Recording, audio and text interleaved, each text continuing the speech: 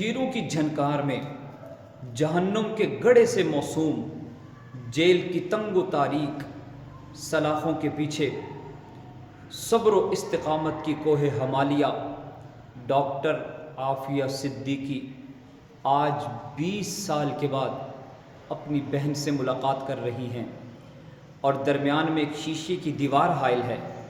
وہ اپنی بہن کو دیکھ بھی نہیں پاتی۔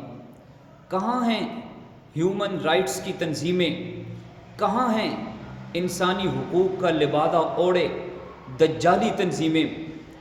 مسلمان بزدل حکمرانوں کے نااہلی کے سبب قوم کی پاک باز بیٹی، امت مسلمہ کی پاک باز بیٹی، دنیا میں سب سے پرامن مذہب کی پاک باز بیٹی آج عرصہ دراز سے پس زنداں ہے۔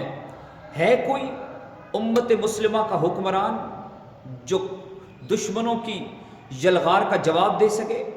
ہے کوئی امت مسلمہ میں کوئی ایسا مرد قلندر جو امت مسلمہ کی اس بیٹی کو ظالموں کی قید سے چھٹکارا دلا سکے؟